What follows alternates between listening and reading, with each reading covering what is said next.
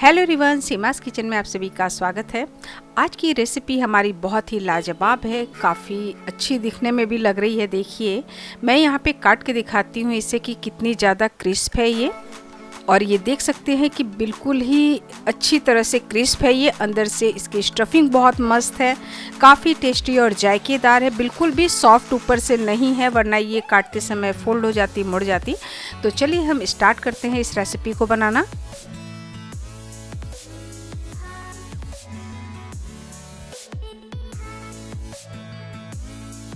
तो इस रेसिपी को बनाने के लिए सबसे पहले हम अपनी सारी तैयारी कर लेते हैं। यहाँ पर तो ले लेंगे चटनी का जार और इसमें एक बंच हम डालेंगे हरी धनिया की पत्ती।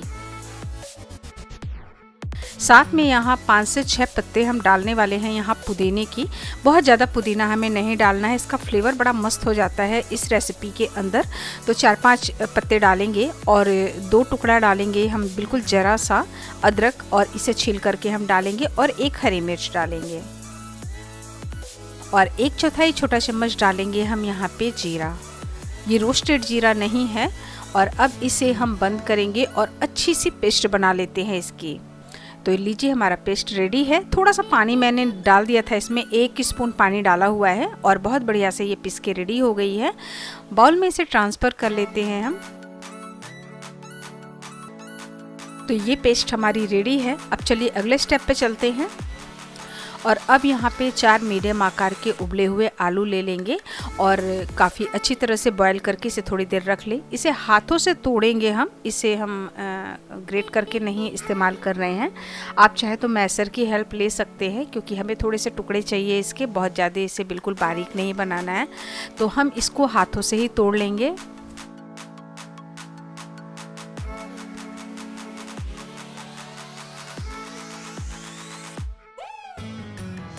तो अब ये आलू रेडी है। इस तरह से हमें इसे मैश करना है।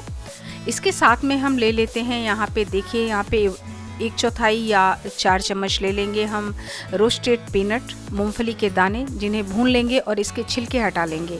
इस तरह से हम इसे ले लेंगे। आप चाहे तो इनके टुकड़े कर सकते हैं, और इसमें थोड़े से मैंने साबुत भी रखे हैं, कुछ टुकड़े भी हैं। तो इस तरह से हम इसे ले लेंगे। अब रखते हैं हम पैन, और उसमें हम 1 बड़ा चम्मच डालेंगे सरसों का तेल। कोई भी कुकिंग ऑयल डाल सकते हैं, जो भी पसंद हो किसी भी रेसिपी में खाने के लिए, बट सरसों के तेल का जो स्वाद होता है वो बहुत ही अच्छा होता है। अब इसमें हम आधा छोटा चम्मच डालेंगे जीरा, और 1/4 छोटा चम्मच डालेंगे हम राई, जो बिल्कुल बारीक वाली सरसों होती है उसे डालेंगे। काफ़ी बढ़िया टेस्ट होता है। और 1/4 छोटा चम्मच हींग डालेंगे। अब देखिए यहाँ पे राई अच्छी तरह से कड़कने लगी है। साथ में हम डाल देते हैं 1/4 छोटा चम्मच हल्दी पाउडर। इससे कलर तो अच्छा आता ही है, साथ में ये बहुत ज़्यादा हेल्दी भी है, इसलिए इसके अंदर इसे हमने डाला हुआ है। थोड़ा सा इसे चला लेते हैं, फ्लेम को काफ़ी कम किया है। और अब इसमें हम डाल देंगे जो हमारी पिसी हुई पेस्ट है हरी धनिया की, उसे हम इस पे ट्रांसफ़र कर देते हैं। अब इसे हम अच्छी तरह से चला करके भून लें। फ्लेम को यहाँ तेज़ नहीं करना है, बिल्कुल स्लो फ्लेम पे हमें इसे भूनना है। और ये बिल्कुल ही अच्छी तरह से इसके अंदर से जब अच्छी सी खुशबू आने लगे, तब तक हम इन्हें भून लेंगे। तो अब देख सकते हैं कि पेस्ट हमारा भून के रेडी है। मैंने बहुत सारे इसमें मसालों का प्रयोग नहीं किया है। जो भी मसाला हमने यहाँ पे ऐड किया है, हमारी इंग्रेडिएंट बस उतनी ही है, और इससे बहुत ही ज़्यादा टेस्टी इसकी स्टफिंग तैयार हुई है, और बहुत झटपट से तैयार हो गई है। तो बहुत ही ज़्यादा अच्छा है ये। अगर किसी को एसिडिटी का भी प्रॉब्लम होता है ना, तो उसे भी कोई प्रॉब्लम नहीं आने वाली है इसके अंदर। मैंने बिल्कुल मसालों का प्रयोग इसके अंदर नहीं किया है। तो देखिए, ये बिल्कुल अच्छी तरह से रेडी हो गई है हमारी पेस्ट भून के। और अब इसमें हम मैश किए हुए आलू डाल देते हैं। आलू को अच्छी तरह से हम इस पेस्ट में मिक्स कर लेंगे। अब अच्छी तरह से आलू और पेस्ट एक दूसरे में मिक्स हो चुके हैं। जो बड़े टुकड़े थे उसे हमने थोड़ा सा चलाते हुए ही मैश कर लिया है इस पैन के अंदर ही, तो ये ज़्यादा इजी हो जाता है, लेकिन बहुत ज़्यादा इसे बारीक नहीं करना है हमें। अब यहाँ स्वाद के अनुसार हम नमक डालेंगे, और आधा नींबू निचोड़ के डालेंगे। नींबू अगर अवेलेबल नहीं है तो आमचूर पाउडर या चाट मसाला भी डाल सकते हैं, फ्लेवर बहुत ही अच्छा होता है उससे। तो नींबू निचोड़ करके हम इसे अच्छी तरह से चला करके मिक्स कर लेते हैं। तो अब इसे मिक्स करते हुए हमने इसे अच्छी तरह से जो चलाया है, 1 मिनट तक कुक किया है, उसमें नमक का फ्लेवर भी आलू के अंदर आ गया है और आलू भी थोड़ी सी भुन गई है। बहुत बढ़िया से ये हो गया है। इसमें बहुत ही कम इंग्रेडिएंट हमने डाला है, लेकिन बहुत ही ज़्यादा टेस्टी है ये। और देख सकते हैं कि अब ये मिश्रण रेडी है और अब यहाँ पे हम भुना हुआ डाल देंगे मूंगफली के दाने। इस रेसिपी में सबसे लास्ट में हमें ये दाने इसलिए डालने हैं क्योंकि ये सॉफ्ट ना हो, काफ़ी क्रंची रहेंगे। और थोड़ी सी हम ऊपर से हरी धनिया की पत्ती डालेंगे। तो बस अब ये मिश्रण हमारा रेडी है। अब हमें इसे बहुत ज़्यादा कुक नहीं करना है। यहाँ पे हम फ्लेम को बंद कर देंगे और इसे मिक्स करने के बाद हमें सिर्फ इसे ठंडा करना है। तो ये अब मिक्स हो चुकी है, इसे हम ठंडा कर लेते हैं और चलते हैं अब अपने अगले स्टेप पे। तो यहाँ पे हमने 4 से 5 स्लाइसेस ब्रेड की ली है। बिल्कुल फ्रेश ब्रेड लेनी है इस रेसिपी के लिए। एक दिन का बासी ब्रेड आप नहीं ले सकते हैं क्योंकि वो थोड़ी सी हार्ड हो जाती है, इसलिए सॉफ्ट ही होनी चाहिए इस रेसिपी के लिए। आप क्या करेंगे, इसके जो किनारे होते हैं काफ़ी हार्ड होते हैं, हम इसे निकाल लेते हैं। तो चाकू की हेल्प से हम इसे निकाल रहे हैं, आप चाहे तो कैंची से काट करके भी इसे निकाल सकते हैं। इसे निकाल करके हम अलग कर लेंगे और इसी तरह से हम सभी को अलग कर लेंगे। तो देखिए बहुत इजीली ये निकल गया है और सभी हमने किनारे इसके निकाल दिए हैं और बाकी भी हम अलग कर लेते हैं। तो ये सब रेडी हैं, ब्रेड हमारी सभी के हमने किनारे निकाल दिए हैं और अब ये रेसिपी बनाने के लिए बिल्कुल तैयार है। लेकिन इसके जो निकले हुए हमारे ये जो ब्रेड हैं, इन्हें हमें फेंकना नहीं है। इसकी हम बहुत अच्छी रेसिपी बना सकते हैं। तो आप इसे फेंके ना, इसका ब्रेड क्रम्स भी बना सकते हैं जो बहुत सारी रेसिपी में यूज़ की जाती है। अब ले लेंगे यहाँ पे 2 चम्मच हम मैदा। इसमें हम थोड़ा सा पानी डाल करके स्लरी तैयार कर लेते हैं।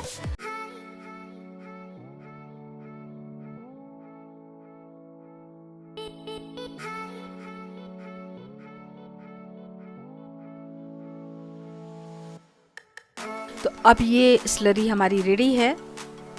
बस आप देख सकते हैं कि इसका घोल कैसा है। बस हमें ऐसा ही तैयार करना है, बहुत ज़्यादा पतला नहीं करना है इसे।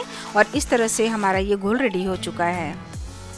तो अब हम यहाँ पे ब्रेड लेते हैं और इसे हम हल्का हल्का सा हाथों से दबाते हुए इसे बेल करके बिल्कुल पतला कर लेंगे। तो यहाँ पे इस रेसिपी के लिए मैंने पहले ही कहा है कि बिल्कुल फ्रेश ब्रेड ही चाहिए, क्योंकि अगर हम बासी ब्रेड लेते हैं तो फिर वो बेली नहीं जाती है, फिर हमें वहाँ पे पानी डालना पड़ेगा, इसके ऊपर पानी के थोड़े से छींटे लगाने पड़ेंगे और वो फिर बेलते समय फटते हैं। तो ये देखिए बहुत बढ़िया से बेल ली है हमने, बहुत बढ़िया तरीके से ये हो गई है चारों तरफ से, बिल्कुल ही कहीं पे मोटा पतला जैसा नहीं है। अब हम इसके किनारों पे जो स्लरी को बना रखा था मैदे की, इसे हम लगा लेते हैं। तो ये हमें अच्छी तरह से इसकी जो बाउंड्री है इसे बिल्कुल बढ़िया से लगा के तैयार करनी है। तो देख सकते हैं सभी किनारों पे हमने अच्छी तरह से इसकी कोटिंग कर ली है और अब इसके ऊपर हम मिश्रण रखेंगे। तो मिश्रण अपनी इच्छा से रख सकते हैं जितना भी आपको चाहिए यहाँ पे। तो मिश्रण रखने के बाद अच्छी तरह से इन्हें हम फैला लेंगे ताकि ये मिश्रण बिल्कुल बाहर ना निकले, क्योंकि हम इसे डीप फ्राई करने वाले हैं। अगर मिश्रण बाहर निकलता है तो फिर वो तेल में बिखर जाएगा। तो बहुत सावधानी से हमें इसे बंद करना है और जो हमने किनारों पे इसके मैदे की घोल लगाई है उससे हम इसके किनारे अच्छी तरह से बंद कर लेंगे। तो ये हमारा बिल्कुल अच्छी तरह से ट्रायंगल शेप में तैयार है डीप फ्राई होने के लिए। मैं एक और बताती हूँ कैसे करना है। तो ये देखिए बहुत अच्छी तरह से हमें इसे बेलना है। इस तरह से हम बेल लेंगे इसे और अब सेम वही प्रोसीजर कि हमें यहाँ पे स्लरी लगानी है, इसके चारों कोनों पे अच्छी तरह से हमें लगा लेनी है, क्योंकि अगर हम इसे नहीं लगाएंगे तो फिर ब्रेड हमारी चिपकेगी नहीं और टूटेगी। तो ये बहुत इम्पॉर्टेंट है, इसलिए इसका बनाना बहुत ज़रूरी है। चारों तरफ से इसे लगा लेते हैं। अब इस पे भी हम मिश्रण रखेंगे इसी तरह से। इसे बनाना बेहद आसान है, बहुत इजी है और जब हमने कम मसालों का प्रयोग किया है तो ये बिल्कुल भी किसी को प्रॉब्लम नहीं होगी। बच्चे भी बहुत मन से इसे खाएंगे और बहुत ही ज़्यादा टेस्टी लगती है। देखिए अब ये भी हमारी रेडी हो चुकी है सैंडविच और बढ़िया से इसे भी अब हम फोल्ड कर लेते हैं। तो अब ये रेडी है। इसी तरह से सारा हम बना करके तैयार कर लेंगे। तो सभी हमने बना के रेडी कर लिया है। अब ये डीप फ्राई होने के लिए बिल्कुल तैयार है और देखिए कितनी बढ़िया तरीके से ये बनी है। आइए अब इसे हम फ्राई कर लेते हैं। तो यहाँ पे हमने अच्छी तरह से तेल को गरम कर लिया है। देख सकते हैं कि तेल का टेम्परेचर किस तरह से है। अब हम एक एक करके इसके अंदर सैंडविच को डाल देंगे और बहुत बढ़िया से इसे फ्राई कर लेंगे। आप चाहें तो इसे शैलो फ्राई भी कर सकते हैं, उससे भी बहुत ही बढ़िया हो जाती है ये। इस रेसिपी को फ्राई करने के लिए स्टार्टिंग में हम फ्लेम को तेज़ रखेंगे और जब हम इसे डाल लेंगे तब उसके बाद कम कर देंगे। देखिए अब ये नीचे की तरफ से अच्छी तरह से फ्राई हो चुकी है। इसे हम पलट लेते हैं और दूसरी तरफ से भी इसी तरह से हम फ्राई कर लेते हैं। फ्राई करने में भी इसे बहुत ज़्यादा समय नहीं लगा है, इसलिए बहुत झटपट ये तैयार हो चुकी है। मसालों की जो इसके अंदर हमने फ्लेवर डाले हैं और जिस तरह से ये फ्राई हुई है बहुत झटपट से, तो ये नाश्ता हमारा फटाफट तैयार हुआ है। मतलब हम बहुत जल्दी से इस नाश्ते को तैयार कर सकते हैं। और अब देखिए काफ़ी क्रिस्प हो चुकी है और कितनी बढ़िया भी लग रही है। अब हम इसे निकाल करके प्लेट में रख लेते हैं। और देखने में देख रहे हैं ना कितना सुंदर ये लग रहा है। बहुत ही अच्छी तरह से ये बनके तैयार हो गया है और ऊपर से काफ़ी क्रंची है ये। तो एक बैच की हमने निकाल ली है। अब बाकी के भी हम इसी तरह से फ्राई कर लेते हैं।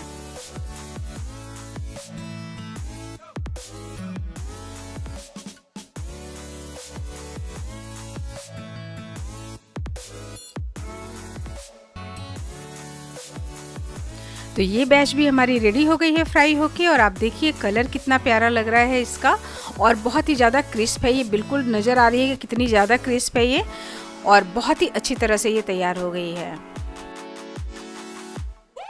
तो बस अब ये नाश्ते के लिए रेडी है। आइए अब हम सर्व कर लेते हैं और देखने में देख सकते हैं कितनी बढ़िया बनी है ये। तो मैं यहाँ पे आपको एक थोड़ा सा कट करके दिखाती हूँ कि कितना ज़्यादा ये क्रिस्प है। तो मैंने इसे प्लेट में इसलिए नहीं रखा है कि लगेगा कि हमने प्लेट में दबा के किया है, तो हाथों में मैं दिखा रही हूँ काट के कि अच्छी तरह से ये फ्राई हो गई है। ऊपर से काफ़ी क्रिस्प है, अंदर से काफ़ी सॉफ्ट है और देख सकते हैं कि काटते समय ये फोल्ड भी नहीं हुई है। बहुत ही ज़्यादा क्रंची है ऊपर से ये और बहुत ही ज़्यादा टेस्टी भी है। तो आप इस रेसिपी को ट्राई ज़रूर करिए और मेरे चैनल को सब्सक्राइब कर लीजिए। अगर आप नए हैं तो ज़रूर कर लीजिए और बगल में जो बेल आइकन है उसे क्लिक ज़रूर कर लीजिए ताकि जब भी मैं वीडियो अपलोड करूँ आप तक मेरी वीडियो सबसे पहले पहुँचे। तो मिलते हैं अगली रेसिपी के साथ, तब तक नमस्कार।